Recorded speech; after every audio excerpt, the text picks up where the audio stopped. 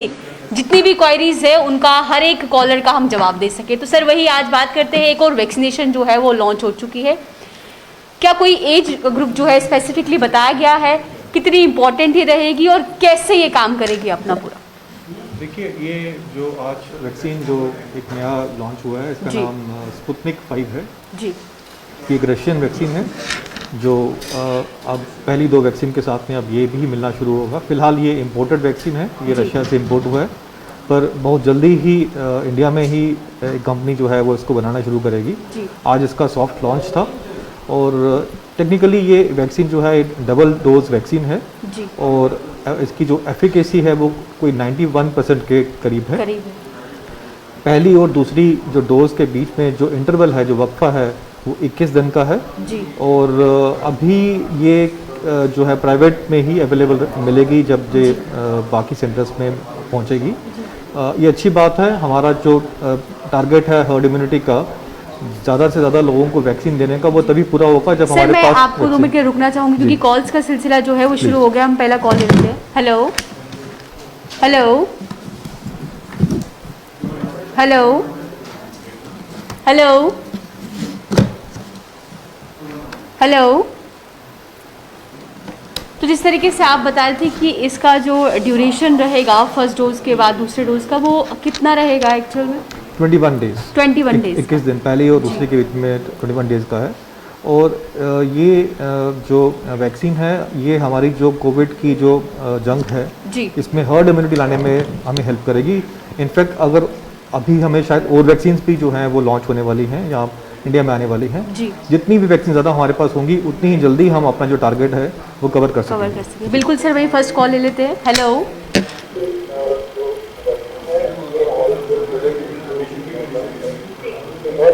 Hello hello hello. Sir अपने TV का volume कम कीजिए और सवाल पूछिए सर अपना। हेलो जी, सवाल पूछिए सर अपना। सवाल पूछिए सर, सवाल। हाँ, सवाल ये है कि हमने 25 मार्च को वैक्सीन किया था, कोविशील्ड या क्या नाम है इसका? कोविशील्ड, ठीक है। अभी तो सफाई नहीं है कहीं। हमारा दूसरा करना था 10 को जी या 22 मई तक जी, मगर अभी कहीं है नहीं। कोई बात नहीं। अभी कई बार सेंटर्स में वैक्सीन की शॉर्टेज हो जाती है, आप वेट करिए और जल्दी ही आपको ये वैक्सीन जो है आपके सेंटर में मिल जाएगा। कोई थोड़ा सा वेट भी करना पड़ेगा, तो उससे कोई दिक्कत की बात नहीं है, कोई बात नहीं। ओके सर, थैंक यू जी। तो बिल्कुल जैसे आप बता रहे थे कि जो ये न्यू वैक्सीन है ये लॉन्च की गई है, तो वही जैसे थर्ड लेयर की बात करते हैं, थर्ड वेव की बात करते हैं, उसमें ये कहा गया है कि बच्चों पर ज़्यादा असर इसका देखने को मिल सकता है। तो वैसे भी बच्चों के लिए भी वैक्सीनेशन की प्रिपरेशन जो है वो पहले से ही शुरू हो गई है, ताकि जब वो दौर शुरू हो उससे पहले ही हम पूर्ण रूप से हम कह सकते हैं प्रिपेयर्ड रहें, ताकि उस समय कम से कम संपर्क जो है इस कोरोना महामारी का ज़्यादा फैले। देखिए, अभी अगर हम अपने देश की बात करेंगे तो हमारे देश में 18 से ऊपर के लोग जो हैं जो है उनको वैक्सीन अलाउड है जी। पर अगर हम वेस्टर्न यूरोप या अमेरिका की बात करें तो उनके पास जो वैक्सीन है वो 12 साल के बच्चों के लिए भी एलिजिबल है। लेकिन हमारे देश में भी इसके ऊपर जो ट्रायल्स हैं वो उसका काम शुरू हो चुका है ऑलरेडी। जो कोवैक्सीन हमारे पास जो वैक्सीन है, इसको 2 से 17 साल के लोगों में, बच्चों में या जो पॉपुलेशन में ट्रायल के लिए परमिशन मिल गई है। हम उम्मीद करते हैं कि जल्दी ही ये ट्रायल पूरे होंगे, फेज़ 2 और फेज़ 3, और इनका डाटा जो है इस एज ग्रुप के लिए कि जल्दी आ जाएगा। उसके बाद हम उम्मीद करते हैं कि ये वैक्सीनें हम लोग अपने बच्चों को भी लगवा सकते हैं। जी सर, नेक्स्ट कॉल ले लेते हैं सर। हेलो हेलो हेलो जी सर, सवाल पूछिए सर। हेलो जी, सवाल पूछिए सर अपना। हाँ जी, सवाल ये है मदद का ना प्लेसमेंट हुआ है, तो ये डॉक्टर से ये पूछना था कि वो वैक्सीन कर सकते हैं उनको, वो ब्लड से एंटीकोगुलेंट लेती है, तो ये डॉक्टर से पूछना। देखिए, जिन डॉक्टर से अभी क्या है कि जिन डॉक्टर से वो अपना ये इलाज करवा रहे हैं, आप उनके साथ में ताबन रखिए, उनसे पूछिए, क्योंकि हर एक पेशेंट का जो मेडिकल स्टेटस होता है वो अलग अलग होता है। आप जिन डॉक्टर ने आपको एडवाइस किया है, जो दवाई उनको दे रहे हैं एंटीकोगुलेंट्स, उनकी राय लेना ज़रूरी है। उसके बाद ही आप वैक्सीन लीजिए। ठीक है जी जी। तो बिल्कुल जैसे हम न्यू वैक्सीनेशन की बात कर रहे थे, उसके साथ ही साथ अगर सर बात करते हैं वेरिएंट्स की, ये क्या है और किस तरीके से कितना इफेक्टिव है, इसके बारे में भी बता दीजिए। देखिए, वेरिएंट्स आजकल एक कॉमन नाम हो गया है मीडिया में, पब्लिक में। कोविड के कंटेक्स्ट में वेरिएंट्स की बहुत बात हो रही है। ये बड़ा इंपॉर्टेंट एस्पेक्ट, टेक्निकल एस्पेक्ट है इस कोविड-19 का। इसको समझने के लिए पहले मैं आपको बताना चाहूँगा कि वायरस जो है वो कैसे ये डिजीज़ कॉज करता है। जी। तो वायरस का जो ट्रांसमिशन है वो जब भी किसी में होगा तो वो वायरस वहाँ पे रेप्लिकेट करता है अपने आप। जी।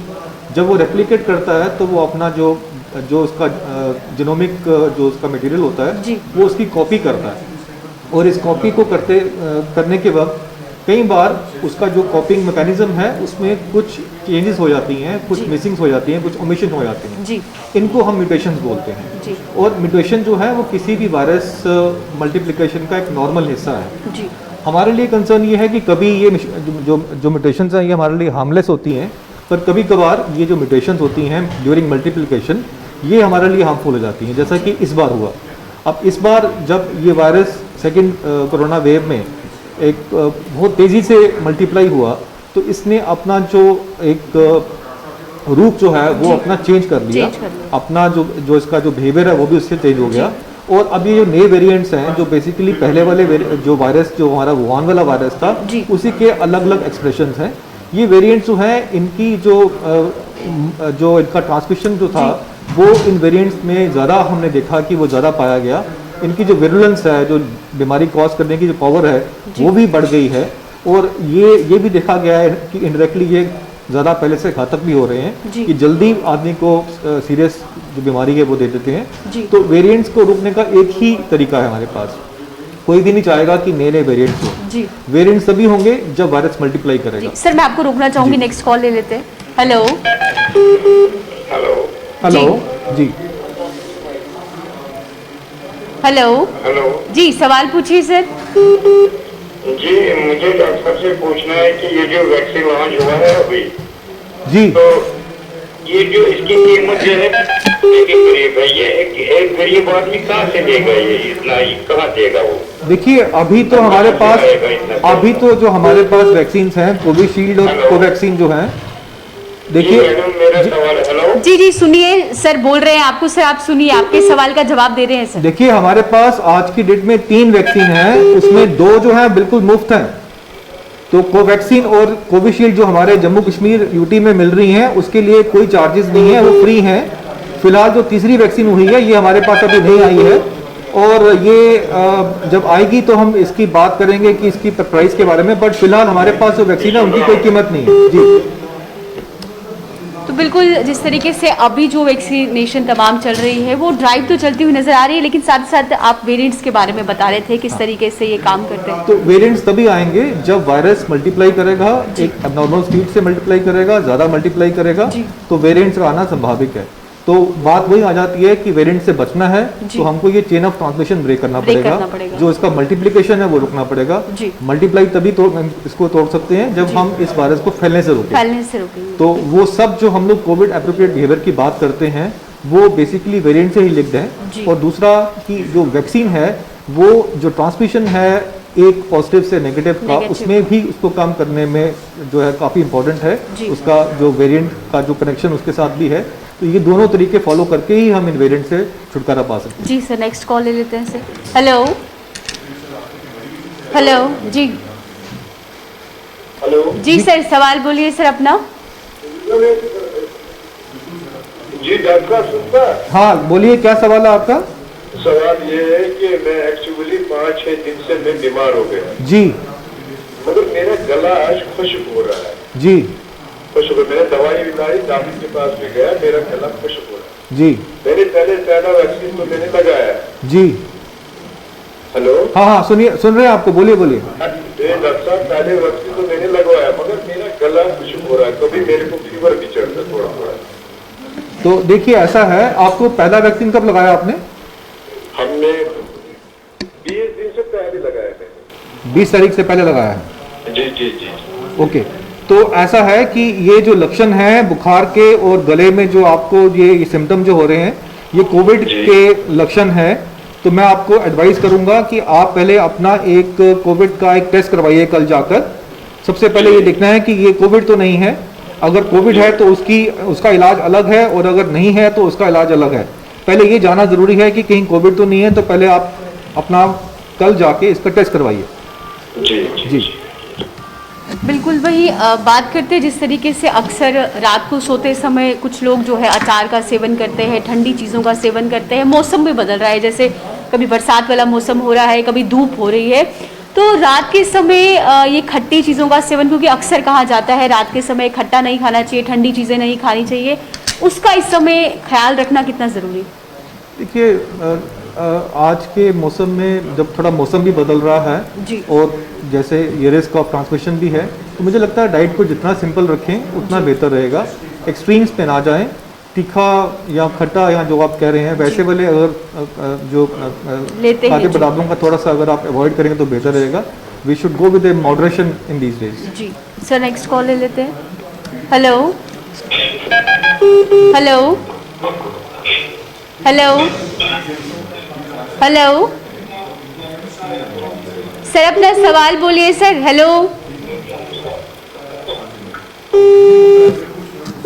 तो बिल्कुल हम ये कह सकते हैं कि जिस तरीके से कोरोना भी फैल रहा है और उसके साथ साथ डाइट जितनी सिंपल होगी उतनी हमारे हेल्थ के लिए सही होगी, और जिस तरीके से हम जो भी खाते पीते हैं वैसा ही हमारा जो शरीर है वैसा ही रिएक्ट करता है। सिंपल के साथ में पौष्टिक होना जरूरी है। न्यूट्रिशन जो है वो आप चाहे कम खाएं, लेकिन जो खाएं वो उसमें न्यूट्रिटिव वैल्यू होनी चाहिए।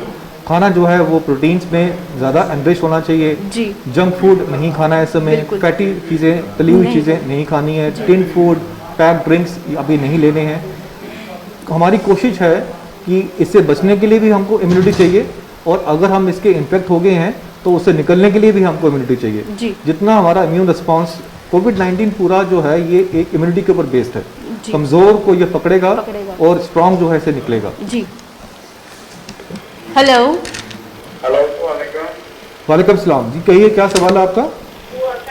मेरा सवाल ये है, मेरी जो नानी है, हाँ। 85 की एज है, उसको पॉइज आया था, तो अभी मैंने उसको घर में ही क्वारंटीन रखा था जी। तो मुझे बताया कि उसका बालक है वो कम होता जा रहा है, 70 से लेके 80 तक दिखा रहा है। आप बताएं हम क्या करें? देखिए अगर वो 85 साल की हैं और इसके अलावा उनको कुछ बुखार के लक्षण या कुछ और तकलीफ है? नहीं, बुखार की तकलीफ कुछ नहीं है अभी इसको। तो ये जो ऑक्सीजन सैचुरेशन कब से कम हो रहा है इनका? 2 दिन से सर कम हो रहा है। देखिए ये तो काफ़ी कम लेवल है। इस लेवल में तो हम आपको एडवाइस करेंगे कि आपको इनको हॉस्पिटल ले जाके चेक करवाना चाहिए। हो सकता है इनको ऑक्सीजन की ज़रूरत पड़े जो आप घर पे नहीं दे पाएंगे, तो आप जो हेल्पलाइन है 108 नंबर की जो फ्री जो एम्बुलेंस सर्विस है उनको कॉल कर सकते हैं। किसी डॉक्टर के साथ ताउन कीजिए और इनको हॉस्पिटल ले जाने की कोशिश कीजिए। मैंने ऑक्सीजन अभी इसको लगाया है सर, तो फिर इसकी ऑक्सीजन लेवल बराबर 95 हो रहा है सर। जैसे हम इसको बंद करते हैं फिर चेक करते हैं सर, तो फिर कुछ घंटे के बाद देखिए हो सकता है इनको ऑक्सीजन के साथ में कुछ दवा की भी ज़रूरत पड़ेगी। दवा आपको सिर्फ हॉस्पिटल में ही सही तरीके से दी जा सकती है, तो आप इनको जल्दी से जल्दी हॉस्पिटल में लेके जाइए। जितनी जल्दी हो गया उतना हॉस्पिटल जी जी जी। तो जो हम क्या प्रिकॉशन है अभी घर में, क्योंकि जितने भी फैमिली मेंबर हैं हम इससे कोई टेस्ट कराए अपने लिए? देखिए जब एक आदमी इनके साथ में रहिए, वो भी मास्क पहन के जो है इनको आपने मुझे लगता है अपने अलग कमरे में रखा होगा। एक आदमी इनकी सेवा के लिए इनके साथ में रहिए, और पहले तो आप इनको हॉस्पिटल में लीजिए, उसके बाद ये पेशेंट कुछ नहीं खा रहा है, जो खाना वाना हम उसको दे रहे हैं, इसीलिए मैं कह रहा हूँ हॉस्पिटल में जाएंगे तो ड्रिप लग सकती है, ग्लूकोज लग सकता है, और भी दवाइयाँ की जरूरत अगर इनको ज़रूरत है तो वो भी मिल सकती हैं। इनको हॉस्पिटल में लेना ही चाहिए आपको। जी जी शुक्रिया, थैंक्स सर।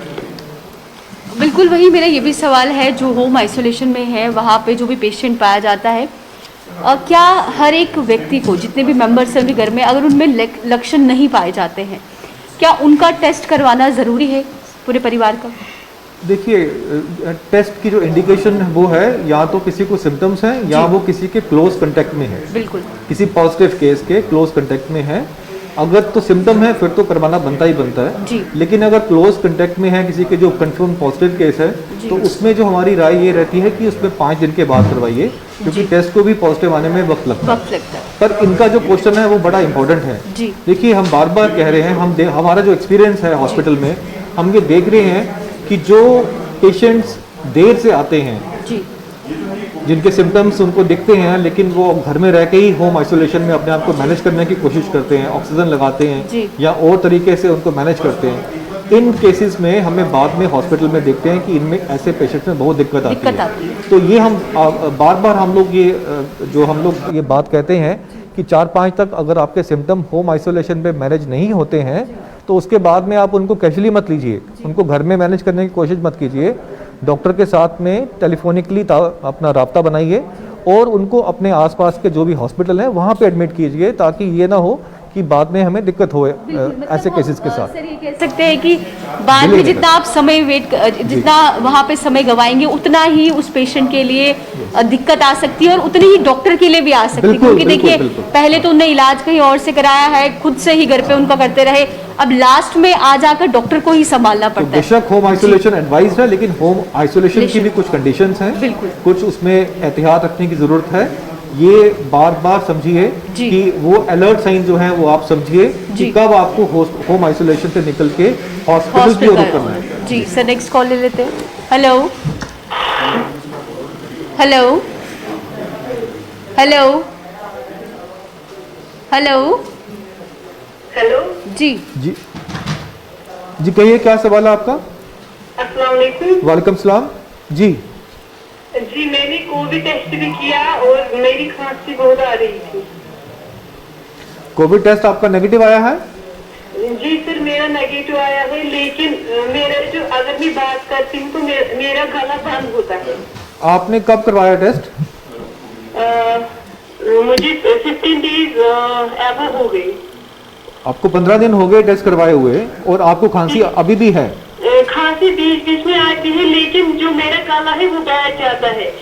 मैं जब बात ज्यादा करती हूँ तो मुझे गला ही बैठ जाता है। ये अभी आपको हुआ या पहले भी ऐसा होता है? नहीं, आज ही हुआ, मुझे नहीं होता था। ठीक है, देखिए ऐसा है कि अगर तो कभी कभी ऐसे लक्षण आते हैं तो उसके लिए आप जो है स्टीम ले सकते हैं या कोई कफ सिरप ले सकते हैं, लेकिन अगर ये रहते हैं आपको इन दवाई लेने से भी ठीक नहीं होते हैं तो उसमें आपको अपनी जांच करवानी चाहिए और हो सकता है कि अगर इसके लिए आपको दोबारा टेस्ट भी करवाना पड़े तो वो भी करवाना चाहिए। लेकिन sir I am thyroid patient. जी, थायराइड का इससे कोई कंसर्न नहीं है फिलहाल। खांसी जो है आज सर मुझे थायराइड से होता है गले में, लेकिन आज ज्यादा ही हुआ। हाँ, तो अभी आप फिलहाल ना आज इसको स्टीम से देखिए, स्टीम लीजिए, अपना गरारे कर सकते हैं और कोई कफ सिरप ले लीजिए, उससे फर्क पड़ता है तो ठीक है, नहीं तो फिर जांच करवाइए अपनी। मुझे क्या फिर से टेस्ट कराना है? अगर लक्षण रहते हैं इसके साथ में, अगर कोई और लक्षण तो नहीं है आपको? नहीं सर, मुझे बस इतना ही, मुझे गला बैठ जाता है। तो पहले आप ये दवाई लेके देखिए और अगर इससे फर्क पड़ता तो ठीक है, नहीं तो फिर टेस्ट भी करवा सकते हैं इसके लिए। जी सर, मुझे कौन सी दवाई लानी है फिर? कफ सिरप लीजिए और स्टीम लीजिए, स्टीम और जो स्टीम लेके और साथ में cough syrup. Okay sir, thank you. बिल्कुल, जैसे इन्हें खांसी हो रही है इस समय, बहुत से लोगों को ड्राई खांसी भी है, अलग अलग प्रकार की जिस तरीके से खांसी होती है, कितने दिन तक देखना चाहिए कि अगर आपको कंटिन्यूसली खांसी आ रही है उसके बाद? ये बड़ा ज़रूरी है, बिकॉज क्या है कि जो मौसमी चेंज हो रही है इसमें जो नॉर्मल फ्लू होता है या जो कोविड होता है उसके जो शुरुआती लक्षण सेम होते हैं जी। इसमें फ़र्क बस हमें यही देखना होता है कि जो नॉर्मल फ्लू वो आपका होगा या जो मौसमी वाला जो आपका ये खांसी बुखार होगा, ये सेल्फ लिमिटिंग होता है। ये 2 या 3-4 दिन तक ये अपने आप दवाई लेंगे नहीं लेंगे अपने आप कम हो जाता है। लेकिन आज की डेट में हमें हर चीज़ को कोविड के नज़रिए से देखना चाहिए। तो अगर ऐसे लक्षण आते हैं तो सबसे पहले हमारा सस्पिशन जो है वो कोविड पे जाता है। तो अगर ये लक्षण 2 या 3 दिन में घरेलू जो हम लोग चीज़ें करते हैं, बुखार है उसके लिए पैरासीटामोल ले लिया, खांसी है सिरप ले लिया, स्टीम ले लिया, अगर उससे ये 4-5 दिन में ठीक नहीं होते हैं तो हमें डेफिनेटली उसके लिए अपनी उसको कोविड के नज़रिए से देख के अपनी टेस्टिंग करवानी चाहिए और डॉक्टर के साथ ताउन करना चाहिए। जी सर, नेक्स्ट कॉल ले लेते हैं। हेलो हेलो हेलो तो बिल्कुल हम ये कह सकते हैं कि समय ज़्यादा गंवाना नहीं है। जब आपको लगता है कि काफ़ी दिन हो चुके हैं, अब ये तकलीफ़ मेरी कम भी नहीं हो रही, तो जल्द से जल्द जो है डॉक्टर का रुख करना चाहिए। तो सर वही नेक्स्ट कॉल ले लेते हैं। हेलो हेलो जी, कहिए।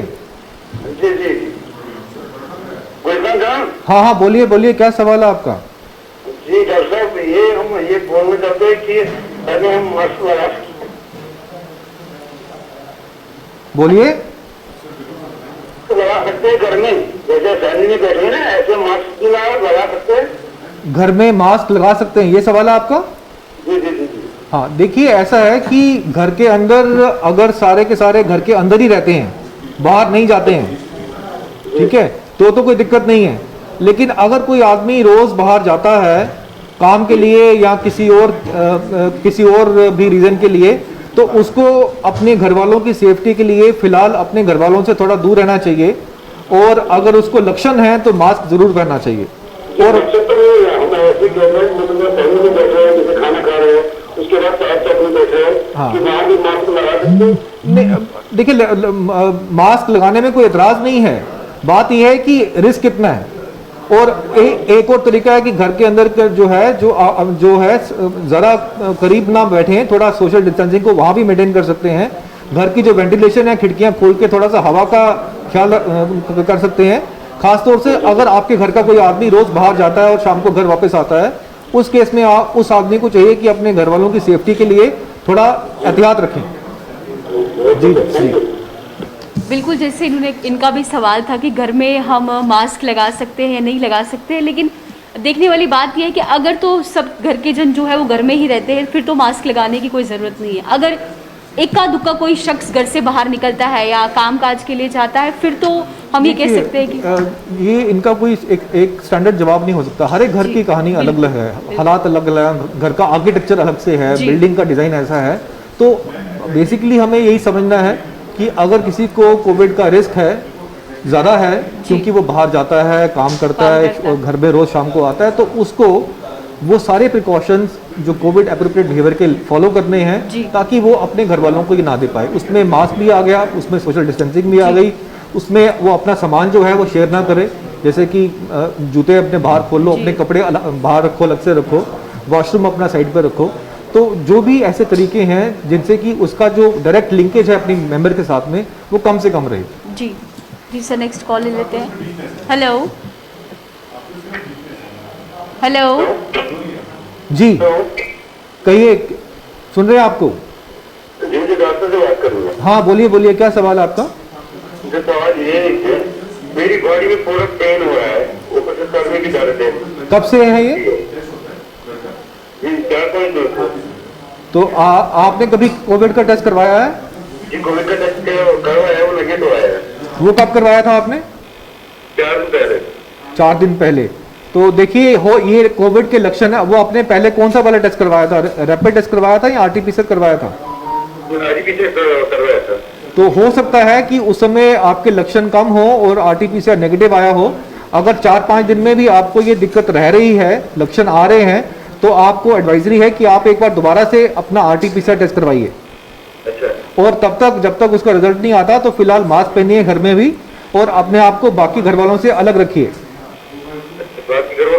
जी जी जी। ऊपर से मुझे चक्कर भी आ रहे हैं।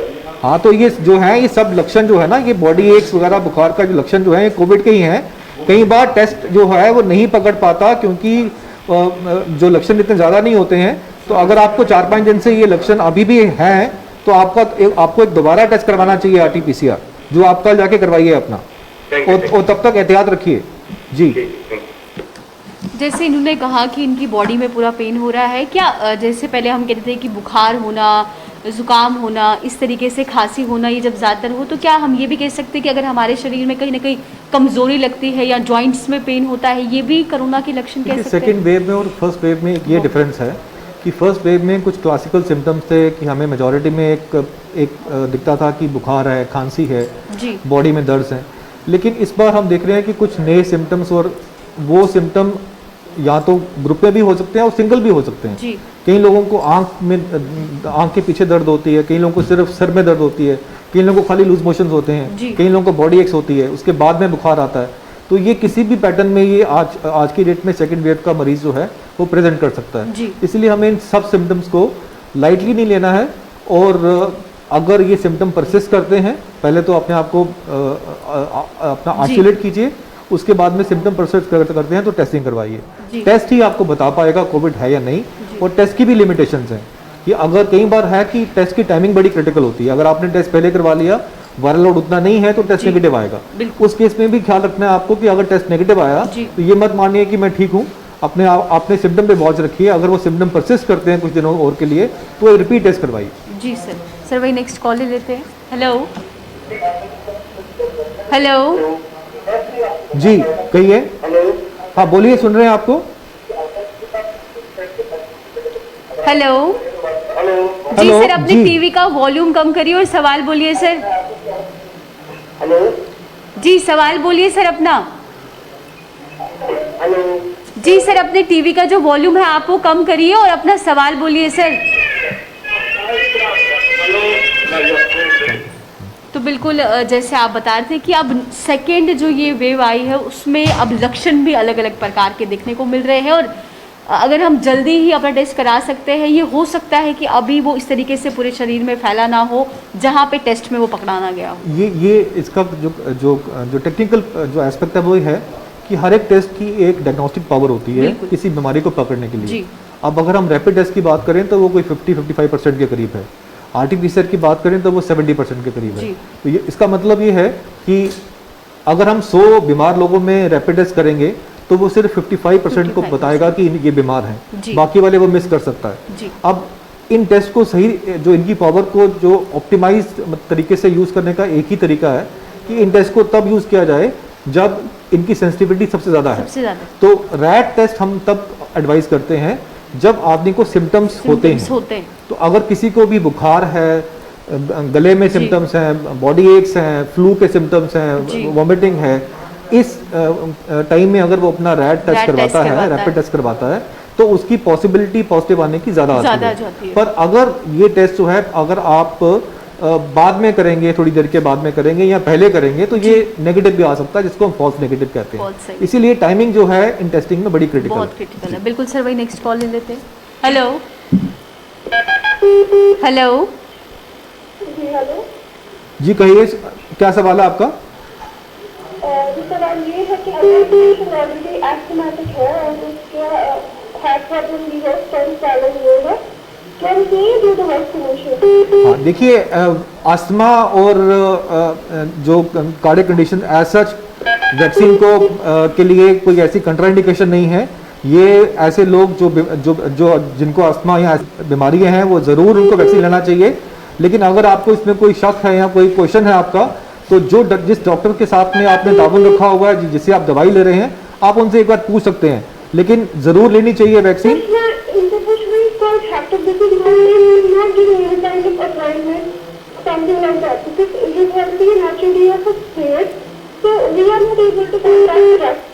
नहीं, आपके देखिए, मैं फिर से जैसे आपको बता रहा हूं कि ये जो बीमारियां होती हैं इनमें जो है इम्यूनिटी कम होती है, इन लोगों को ज़्यादा खतरा होता है कोविड का, तो रिकमेंडेशन है कि ज़रूर वैक्सीन लेनी चाहिए। लेकिन अगर वो कोई इसके लिए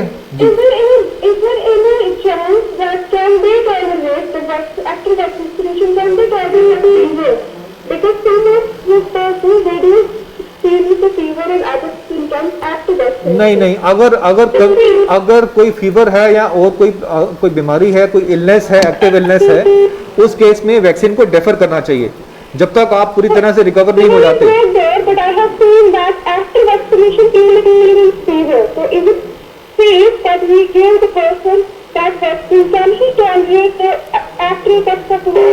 आपकी आवाज क्लियर नहीं आ रही। आप कह रहे हैं कि आपको फीवर अभी है? जो बंदे के लिए क्वेश्चन की बंदा जो है वो ऑलरेडी पेशेंट है, अगर वैक्सीनेशन के बाद उनको फीवर आता है तो कैन ही टॉलरेट दैट?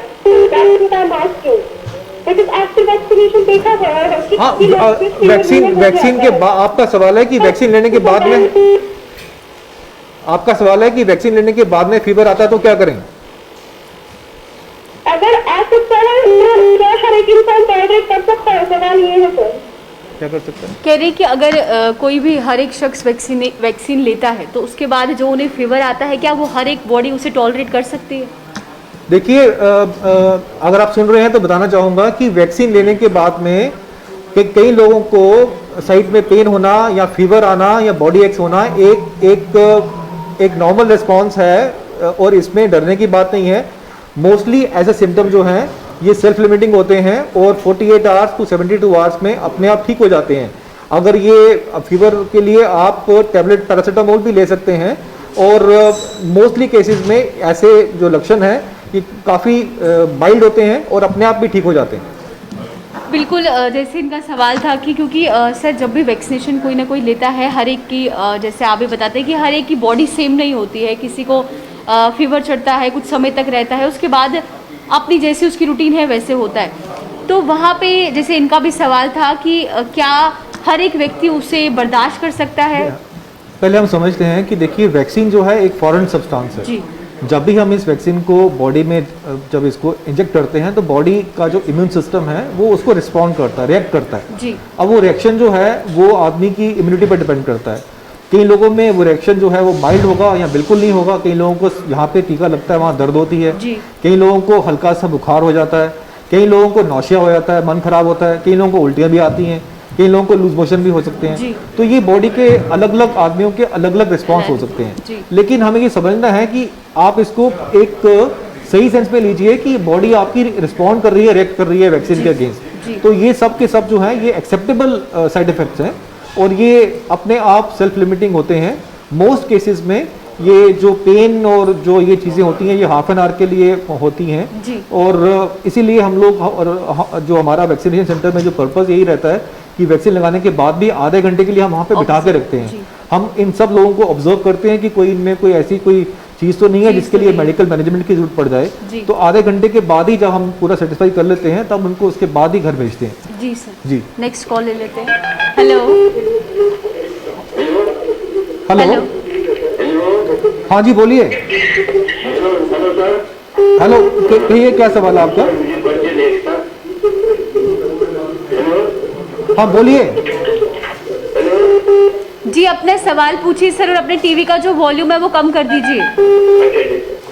जी मेरा क्वेश्चन ये है कि अगर किसी को फीवर या बॉडी पेन होगा ना तो वो क्या कोविड की अलामत है और इमरजेंसी में हम क्या वैक्सीन देंगे उसको?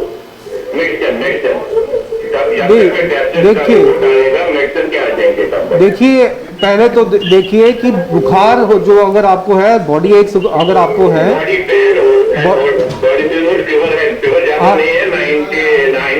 हाँ अब ये है कि जब तक टेस्ट कराएंगे ठीक हॉस्पिटल जाना है, दूर है थोड़ा, ठीक बहुत मेडिसिन क्या देंगे जब तक ये देखिए अगर ये लक्षण आते हैं तो हमारे मन में सबसे पहला सवाल आता है कोविड तो नहीं है। तो सबसे पहले तो आप अपना टेस्ट लीजिए और जब तक टेस्ट का रिजल्ट नहीं आता तब तक आप डोलो 650 टैबलेट जो है वो ले सकते हैं। बुखार डोलो 650 जो दवाई है वो ले सकते हैं। उसके साथ टैबलेट डोलो 650 ले सकते हैं, पैरासीटामोल वो ले सकते हैं और साथ में ही आप जो स्पॉन्जिंग कर सकते हैं, पानी में गीला कपड़ा करके अगर बुखार बढ़ता है तो उसके लिए भी कर सकते हैं। और आपको तब तक जब तक आपका रिजल्ट नहीं आता, ऐसे लोगों को जिनको बुखार है इनको आपने मास्क पहना के अलग से कमरे में आइसोलेट रखना है। जी ठीक है तो अभी आप टेस्ट का वेट कीजिए। बॉडी पेन है ये कोविड के लक्षण है तो इसमें जांच जरूरी करवाइए और जल्दी करवाइए। जी तो बिल्कुल वही, अब लेते हैं कुछ छोटा सा ब्रेक और जल्द लौटेंगे ब्रेक के बाद।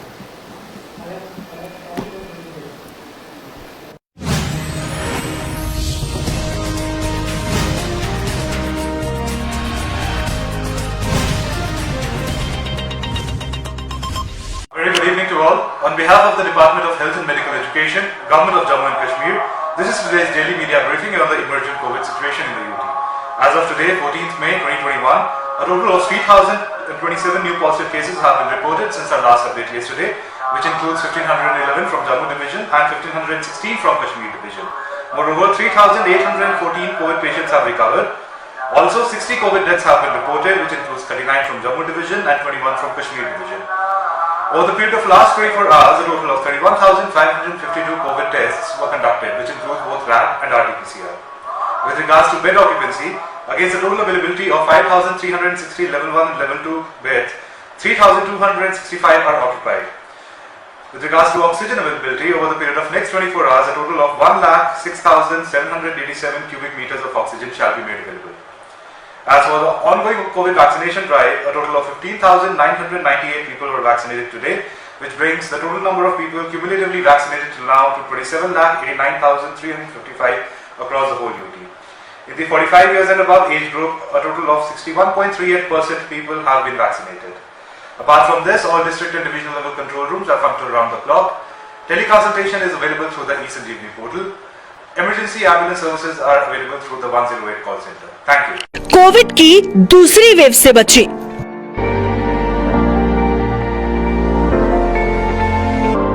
मेहरबानी करके इस बीमारी को समझने की कोशिश कीजिए। ये बीमारी लाइटली मत लीजिए, क्योंकि मैं इस बीमारी का खामियाजा भुगत चुकी हूँ। लास्ट ईयर 2020 28 जुलाई मेरे हस्बैंड इसी बीमारी से एक्सपायर हो गए। इसी बीमारी की वजह से मुझे इतना बड़ा खामियाजा भुगतना पड़ा। लोग इस बीमारी को इतना ज़्यादा लाइटली ना डिस्टेंस मेंटेन कर रहे हैं और ना ये मास्क यूज़ कर रहे हैं, और जहाँ पे भी गैदरिंग में मास्क यूज़ नहीं करते हैं। मैं सबसे यही इल्तिजा करती हूँ, सबसे पहले मास्क इस्तेमाल करिए, हैंड वॉश करिए, डिस्टेंस मेंटेन करिए, क्योंकि ये इस बीमारी का कुछ भी पता नहीं चलता है कि ये कहाँ से क्या होता है और इंसान कब कैसे इंसान के साथ क्या होता है क्या नहीं होता है, और इंसान मरने की कगार तक पहुँचता है। National health mission Jammu Kashmir द्वारा जनहित में जारी। कोविड की दूसरी वेव से बचें। हमने कोरोना में एक अपने परिवार का बहुत ही अमूल्य सदस्य खो दिया है, और इस दुख का सामना जो हम कर रहे हैं ऐसा किसी को भी ना करना पड़े। इसलिए मैं गुजारिश करूंगी सब भारतवासियों और जम्मू कश्मीर की जनता से कि सरकार की तरफ से जो भी कोरोना से बचने के नियम बनाए गए हैं उनका पूरी तरह पालन करें, और हमारी तरह अपने परिवार के किसी भी सदस्य को ना खो दें। इसलिए मास्क पहन कर रखें, बार बार हाथ धोएं, सैनिटाइज़र का इस्तेमाल करें, दूरी बनाए रखें, भीड़ भाड़ वाली जगहों पर ना जाएं, और बारी आने पर कोविड वैक्सीन ज़रूर लगवाएं। इसलिए जो भी सरकार ने कानून बनाए हैं उनका पालन करें। National health mission Jammu Kashmir द्वारा जनहित में जारी।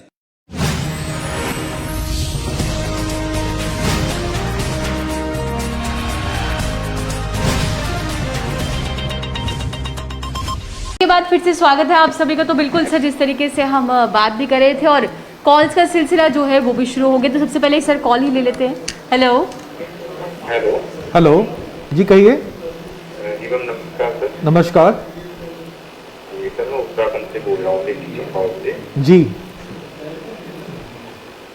क्या सवाल है आपका? हेलो हेलो जी, कहिए क्या सवाल है आपका?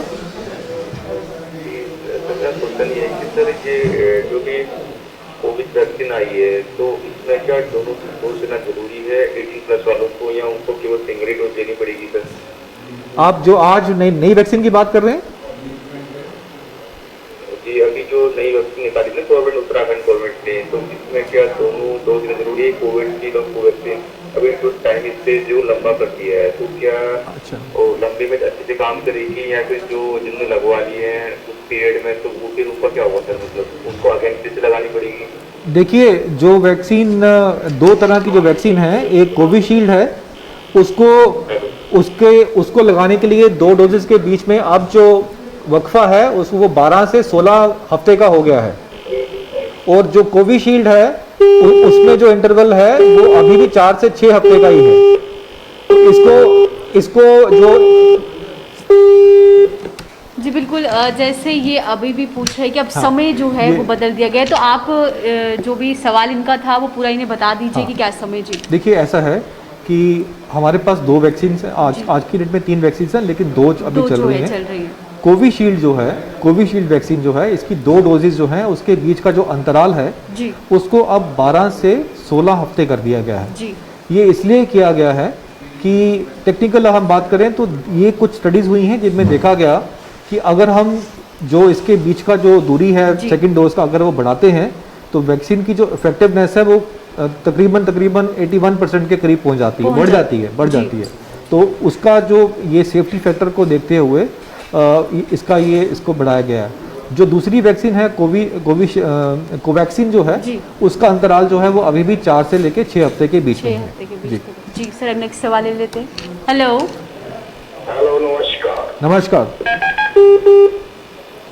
हेलो हाँ नमस्कार, बोलिए क्या सवाल है आपका? मेरा सवाल ये है सर, डॉक्टर साहब मेरा सवाल ये है कि जो बंदा ठीक ठाक है उसको भी लगानी है वैक्सीन? जनाब बिल्कुल लगानी है, 100% लगानी है। जो ठीक ठाक बंदा है वो कल बीमार भी हो सकता है। हाँ जी।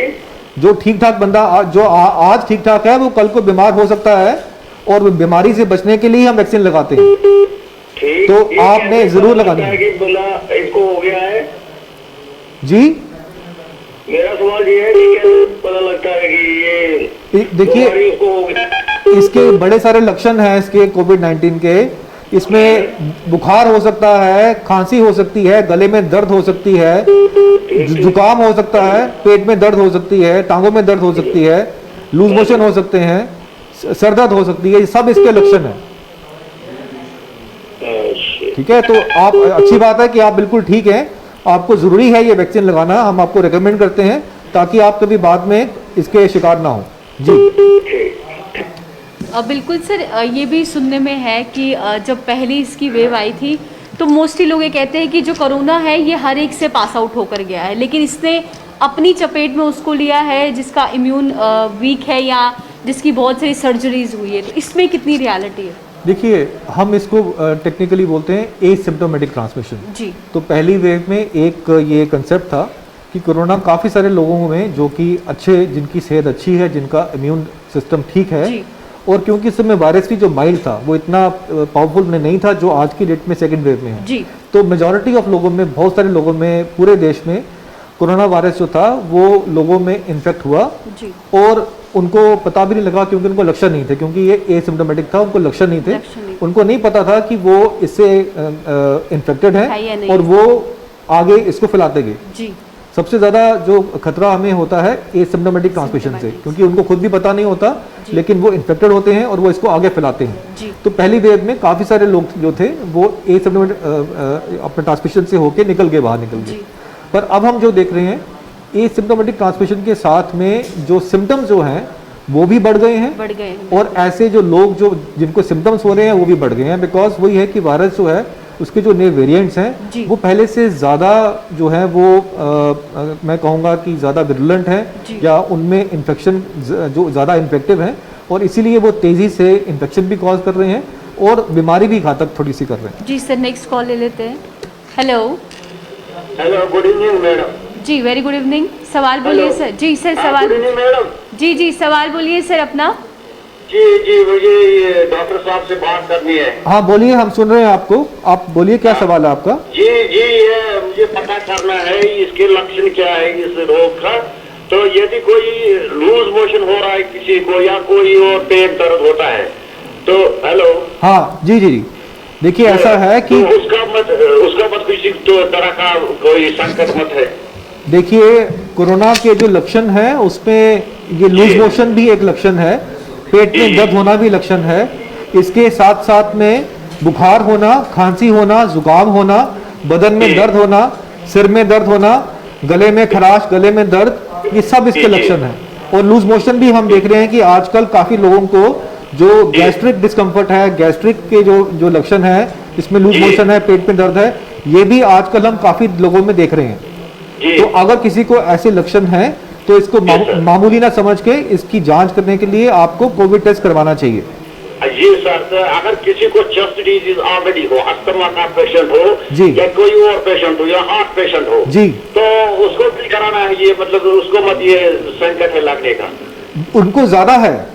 अगर किसी को ऐसी बीमारी है कि डायबिटीज है, हाइपरटेंशन है, या ये जैसे आपने कोई दिल की बीमारी है, कोई भी ऐसी बीमारी है, इन लोगों को कोविड-19 का जो संकट है वो ज्यादा होता है। इनको अपना और ज़्यादा ख्याल रखना चाहिए। और जो हम बार बार एहतियात बताते हैं आपको कोविड एप्रोप्रिएट बिहेवियर की, मास्क पहनने का, 2 गज की दूरी, इन लोगों को और भी अपना ख्याल रखना चाहिए। हाँ सर, डॉक्टर साहब मैंने सुना है कि अगर कोई मेडिसिन खा रहा हो, जैसे कि साइकेट्रिक मेडिसिन, मतलब साइकिक पेशेंट हो, तो या सोरियासिस का पेशेंट हो, वो कोई ऑलरेडी दवाई खा रहा है, तो मैंने सुना है कि उसको ये मतलब ये वैक्सीन नहीं लगाना चाहिए। नहीं, ऐसा नहीं है। देखिए वैक्सीन की जो देखिए हम देखते हैं कि फायदा ज्यादा किसका है, वैक्सीन लगाने का फायदा है या ना वैक्सीन लगाने का, या वैक्सीन लगाने का नुकसान है। तो ऐसी बीमारियों में देखिए इसका बहुत सही इसका तरीका ये है कि जिस डॉक्टर से आप इलाज करवा रहे हैं, आप उसी डॉक्टर को फोन करके पूछ लीजिए कि आपने मेरे को ये दवाइयां दी हैं, क्या मैं वैक्सीन लगा सकता हूं कि नहीं लगा सकता हूं। जी। ठीक है, पर लगवानी चाहिए वैक्सीन लगाने के फायदे बहुत ज्यादा हैं, खासकर आज की डेट में।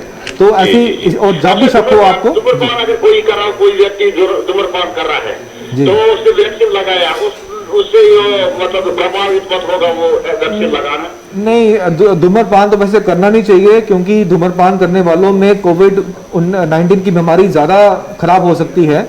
लेकिन अगर करते हैं तो इसमें कोई ऐसी बात नहीं है कि वैक्सीन ही लगानी है, वैक्सीन तो लगानी है। वैक्सीन की सेफ्टी जो है वो हम सबको चाहिए और सबको लगानी चाहिए।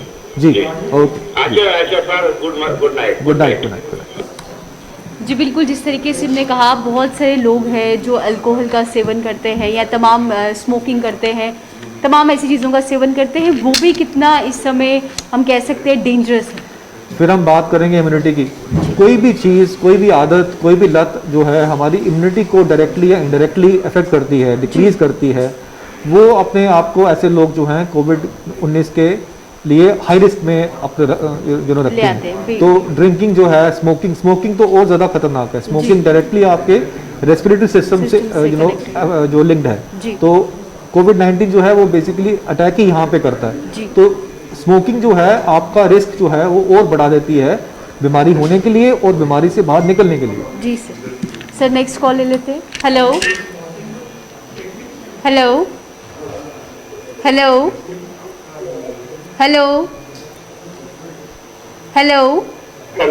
जी, सवाल बोलिए सर अपना। मैम एक्चुअली ये गुलिस्तान न्यूज़ पे मैं देख रहा हूँ ना अभी आपका चैनल। जी हाँ जी, बोलिए सर, सवाल बोलिए अपना। तो वहाँ पे ये लाइव बात करवा रहे हैं ना, तो मैंने वो डॉक्टर साहब से बात करनी थी। हाँ बोलिए, हम सुन रहे हैं आपको। क्या सवाल है आपका? अच्छा, आप सुन रहे हैं? जी बोलिए। हेलो, हाँ बोलिए, क्या सवाल है आपका? सुन रहे हैं हम आपको। हाँ जी सर, एक्चुअली मैंने ना अपनी मदर को इंजेक्शन लगवाया था, ये वैक्सीनेशन करवाई थी फर्स्ट वीक ऑफ अप्रैल में जी। तो उन्होंने ना मेरा नंबर भी लिया था वहाँ पे, उन्होंने मेरे को मैसेज तो कर दिया कि हाँ डियर सविता बाली, आपका ये वैक्सीनेशन का पहला डोज हो गया है। ठीक है, ठीक। अभी अब मेरे को ना फर्स्ट वीक ऑफ अप्रैल में मैंने लगवाया था इंजेक्शन जी। लेकिन अब मेरे को सेकंड डोज मम्मी को कब लगवानी है, वो आप मेरे को थोड़ा सा गाइड कर दें, कितने दिन का गैप होना चाहिए? आपने मुझे लगता है कि आपने कोविशील्ड वैक्सीन लगवाया होगा, ठीक है? हाँ, तो कोविशील्ड वैक्सीन के लिए जो अंतराल है पहली और दूसरी वैक्सीन के बीच में, अब वो 12 हफ्ते कर दिया गया है। अच्छा, अब 12 हफ्ते कर दिया 12 हफ्ते कर दिया गया है। तो आप 12 हफ्ते के बाद में दोबारा से कोविन ऐप में जाके अपनी बुकिंग करिए उसी नंबर से जो आपने पहले दिया हुआ है, और उसके बाद में आपका जो है ये वैक्सीन का स्लॉट मिल जाएगा आपको और आप वैक्सीन लगा पाएंगे। जी बिल्कुल, वही जिस तरीके से वैक्सीनेशन की बात करते हैं, इस समय काफ़ी फ्रॉड मैसेजेस भी आ रहे हैं लोगों को वैक्सीनेशन लगाने के लिए। तो लोगों को ये भी बताना पड़ेगा कि आरोग्य सेतु ऐप पे जाइए या जो सरकार की ऐप है www.cowin.gov.in उस पे ही रजिस्ट्रेशन हो रही है। उसके अलावा बिल्कुल कहीं और से वो किसी भी फेक मैसेजेस पर, ये अनफॉर्चुनेट है कि लोग ऐसे डिफिकल्ट टाइम्स में भी इस तरह के काम करते हैं। मैं आपके माध्यम से बताना चाहूँगा कि कोविन का कोई भी आम आदमी के लिए ऐप नहीं है। जो ऐप आपको दिखता है गूगल प्ले स्टोर पे, वो एडमिनिस्ट्रेटर्स के लिए है, वो गवर्नमेंट ऑफिसर्स के लिए है जो इसमें अपना डाटा देखते हैं। लेकिन आम आदमी के लिए जो है वो कोविन का जो पोर्टल है या आरोग्य सेतु ऐप है, जिसके अंदर एक लिंक है अपना वैक्सीन का बुकिंग करने का और अपना स्लॉट लेने का। जी सर, नेक्स्ट कॉल ले लेते हैं सर। हेलो जी मैम, सवाल बोलिए अपना। जी डॉक्टर साहब से बात करनी थी। हाँ बोलिए, मैं सुन रहा हूँ आपको, बताइए क्या सवाल है आपका। हाँ जी, मुझे बात करनी हमारे बच्चे को जो कोविड पॉजिटिव आया था, कितने दिनों बाद हम दूसरा टेस्ट करेंगे? क्या वो कब पॉजिटिव आया था? वो सैटरडे को आया था। सैटरडे को पॉजिटिव आया था और आज उनको जो है 6 दिन हो गए। जी 6 दिन हो गए। तो देखिए अभी क्या उसको कोई लक्षण है, कोई बुखार खांसी बुखार कुछ है अभी? नहीं, तो खांसी है ना, सिर्फ बदन दर्द हो रहा है उनका। ठीक है, वो थोड़ी कमजोरी रहती है। देखिए आज की डेट में जो पॉलिसी है वो ये है कि आपने 10 दिन तक बच्चे को आइसोलेशन में रखना है और 10 दिन में अगर उसके को बुखार नहीं होता, खासतौर से आखिरी 3 दिनों में कोई बुखार नहीं होता, तो आप उसको आइसोलेशन से निकाल सकते हैं और आपको कोई भी टेस्ट करवाने की जरूरत नहीं है। आपको रिपीट टेस्ट करवाने की जरूरत बिल्कुल नहीं होती आइसोलेशन के बाहर बाद में आने के लिए। जी। बाकी मेंबर्स, फैमिली मेंबर्स कब करेंगे? नहीं, देखिए अगर उनके साथ में, बच्चे के साथ में अगर कोई रहा हुआ है और उसको अगर लक्षण है तो आप उनका टेस्ट करवा सकते हैं 5 दिन के बाद, बच्चे के पॉजिटिव आने के 5 दिन के बाद। जी ठीक है जी। तो सर वहीं पे बात करते हैं प्रिकॉशंस की। जो होम आइसोलेटेड है उन्हें किस प्रकार के एहतियात जो हैं बरतने बहुत ज़रूरी है इस समय? देखिए होम आइसोलेशन का जो मरीज होगा वो इन्फेक्टिव होगा, ये हमें समझना ज़रूरी है। और जो वो इन्फेक्शन है हमने देखा है मोस्ट केसेस में 9 से 10 दिन तक वो आदमी जो है होम आइसोलेशन में जो होता है वो एक से दूसरे को ये बीमारी दे सकता है, वो इन्फेक्टिव रहता है जी। तो इसीलिए इसकी जो ड्यूरेशन रहती है होम आइसोलेशन की वो 10 दिन रखी गई है। अब इस होम आइसोलेशन में उस आदमी का फर्ज बनता है जो अपने होम आइसोलेशन, क्योंकि वो घर के अंदर है तो उसका फर्ज बनता है कि उसने अपने घर वालों को बचाना है इससे, उनको नहीं ये जो बीमारी देनी है। तो इसके लिए जो आइसोलेशन जो है उसमें उसको अपने घर में ही एक अलग से कमरे में, यहाँ प्रेफरेबली उसका वॉशरूम हो, क्योंकि वॉशरूम को शेयर करना भी दिक्कत होती है, वहाँ भी एरोसोल्स और जो वायरस रह सकता है और अगर कोई और दूसरा यूज़ करे तो उसको भी हो सकता है। तो वॉशरूम उसका अलग से होना चाहिए। और वेंटिलेशन का बहुत रोल है, हम बार बार वेंटिलेशन के ऊपर ये इसलिए स्ट्रेस करते हैं कि अब जो नई फाइंडिंग्स हमें पता लगी हैं कि इसमें एयरबॉर्न ट्रांसमिशन भी होता है, तो वायरस जो है छोटे छोटे ड्रॉपलेट्स में काफ़ी देर तक हवा में रह सकता है। इसीलिए जहाँ भी ऐसे कोविड पॉजिटिव पेशेंट होंगे वहाँ पे वेंटिलेशन का बहुत रोल है। उसके बाद उसमें जो भी उसके पास चीज़ें हैं वो उसने बाकी लोगों से शेयर नहीं करनी है, चाहे वो उसके कपड़े हो गए, चाहे वो उसके बर्तन हो गए, खाना पीना हो गया, या आपका थर्मोमीटर हो गया, पल्स ऑक्सीमीटर हो गया। एक बात मैं और भी कहना चाहूँगा कि अगर एक घर में 2 से ज़्यादा लोग पॉजिटिव हैं तो वो एक साथ एक कमरे में रह सकते हैं, जैसे कि माँ और बच्चे हैं या एक कपल है, दोनों पॉजिटिव हो गए तो वो दोनों रह सकते हैं, उनको अलग अलग रहने की जरूरत नहीं है। सिर्फ जो पॉजिटिव है वो जो उनको अलग रहना है, या एक अगर आदमी है तो उसको अलग रहना है। और इसके बाद में उस आदमी के पास वो सब चीज़ें होनी चाहिए जो उसको ज़रूरत है। उसमें सबसे इंपॉर्टेंट है कि उसको अपनी मॉनिटरिंग करनी है, उसके लिए उसको थर्मामीटर चाहिए, उसमें उसको पल्स ऑक्सीमीटर चाहिए, और उसको 2 बातों का ख्याल रखना है, 3 बातों का ख्याल रखना है अपना, कि उसका बुखार जो है अगर नहीं है तो अच्छी बात है, उसके लिए उसको देखना पड़ेगा बार बार, अगर है तो उसका एक रिकॉर्ड रखें। अपनी पल्स का ख्याल, अपना जो हार्ट रेट है उसका ख्याल रखिए कि बढ़ तो नहीं रही है। और उसके बाद में सबसे ज़्यादा इंपॉर्टेंट बात ऑक्सीजन सेचुरेशन, पल्स ऑक्सीमीटर से सही तरीके से बार बार 4-4 घंटे के गैप में अपना देखिए लेवल क्या है। टारगेट आपका ये रहना चाहिए कि 95 से ऊपर है तो डरने की कोई बात नहीं है, आराम से अपने आप में दिन काटने हैं, 10 दिन निकालने हैं और बाहर निकलना है। जी सर वही नेक्स्ट कॉल ले लेते हैं। हेलो सर नमस्ते। नमस्ते जी, नमस्ते, कहिए क्या सवाल है आपका?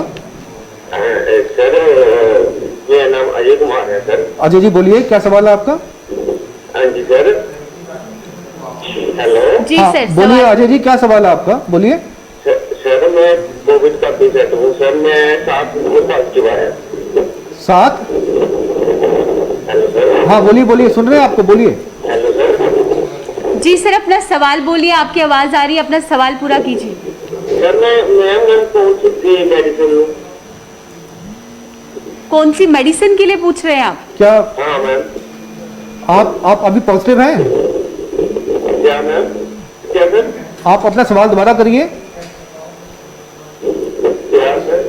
सर आपका सवाल क्या है कि आप कह रहे हैं कि आप अभी कोरोना पॉजिटिव है और अभी कितने दिन हो गए सर आपको पॉजिटिव हुए? मेरा एक मानसिक मैं बोल रहा हूँ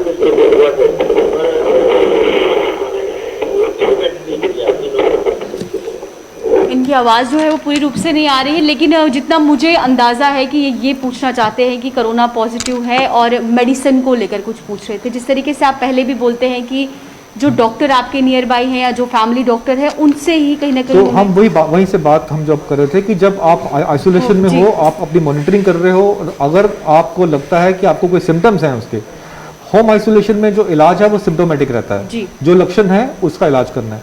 उसमें लक्षण जो हैं वो कई बार तो नहीं होते हैं, तो अच्छी बात है। अगर होते भी हैं तो माइल्ड होते हैं। अगर वो माइल्ड लक्षण है तो उसमें ज़्यादातर जो आपको बुखार होगा, बदन में दर्द होगी या गले में खराश हो सकती है।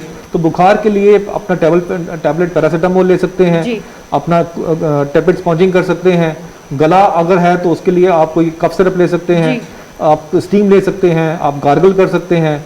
बदन के जो आपका दर्द है उसमें भी आपकी पैरासीटामोल काम आ जाती है। तो इस तरह से आपको अपना जो है सिम्टोमेटिक जो ख्याल रखना है। लेकिन ख्याल रहे इसी दौरान में अगर ये लक्षण जो है आपके 4 या 5 दिन में कम नहीं होते या कंट्रोल नहीं होते या बढ़ जाते हैं या और सिवियर हो जाते हैं, तो उस केस में आपको हॉस्पिटल में डॉक्टर की राय लेना बहुत ज़रूरी है।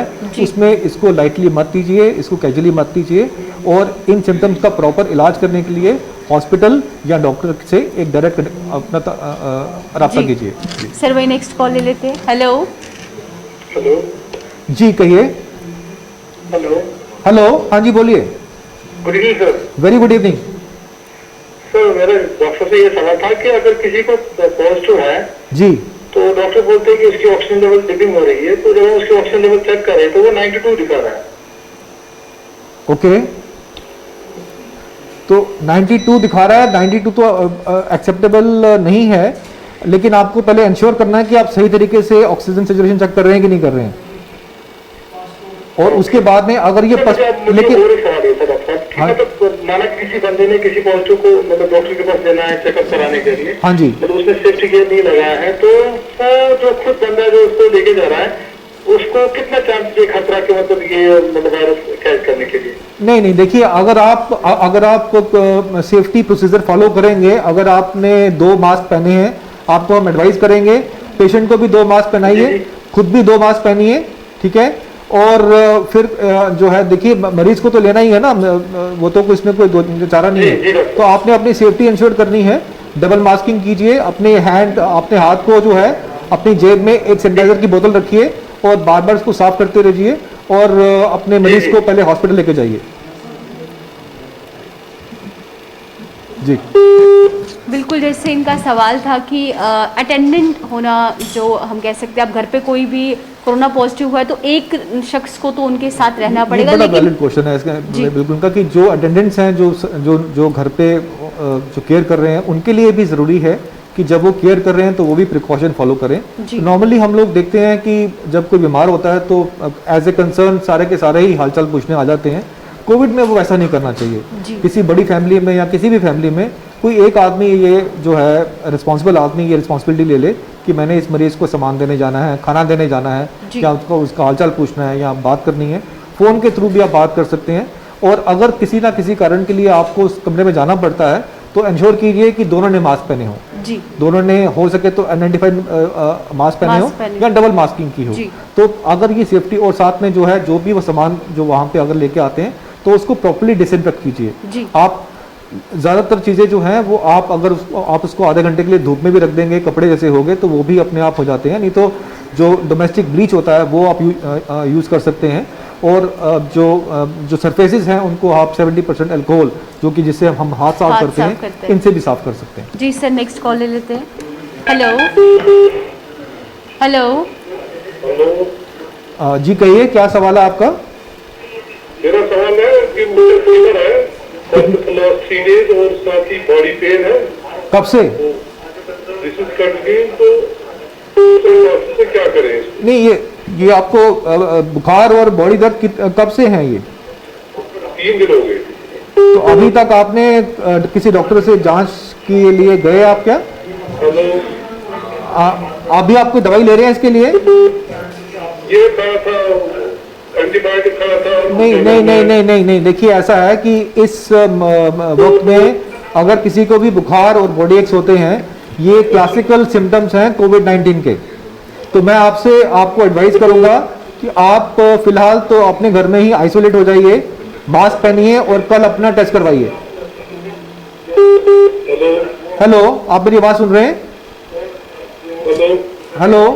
तो बिल्कुल जैसे आपने बताया नहीं कि जल्द से जल्द जो है प्रिकॉशंस लेना बहुत ज़रूरी है। तो बिल्कुल सर, जैसे आपने लगातार इस सवालों के जवाब दिए हैं, तो अब समय हो चुका है अलविदा लेने का। तो सर आपका बहुत बहुत शुक्रिया। तो अब मुझे और सर को दीजिए इजाज़त। नमस्कार।